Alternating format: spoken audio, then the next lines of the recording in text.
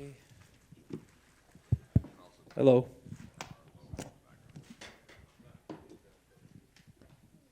Yes, good. Claudio, over here.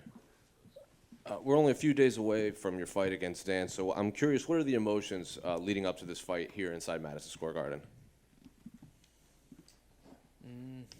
Well, the emotional control is a very important part for sure. You know, getting a big fight on a big stage. But, you know, it's just something that I've been looking for a long time. I'm just very happy, honestly, that to be here, to be part of this card. And, yeah, you know, it's history, you know, one of the best cards in the year. That's what I dreamed of when I was a kid, and now it's happening. When you say this is what you have been working for, do you mean fighting in Madison Square Garden, fighting someone like Dan, both of them together at the same time on this card? What exactly do you mean?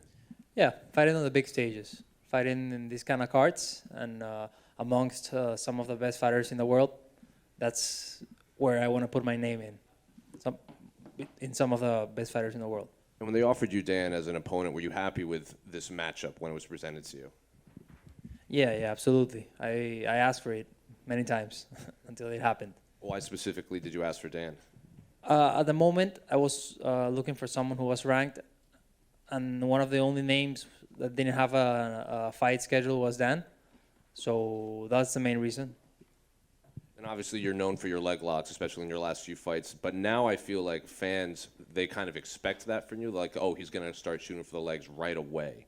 I'm sure Dan's thinking the same way. So do you have to maybe change up your approach at all to fighting someone like this now that maybe they expect it from you very early? Yeah, that's when you switch it up. Or maybe not. We'll see Saturday night. And then unrelated to this fight, I'm not sure how much of a fan you were of his, but this might be Frank Yeager's last fight in his MMA career. So I'm curious, were you a fan of his? Did you watch him coming up before you made your debut? That's a good question. Yeah, I was a big fan.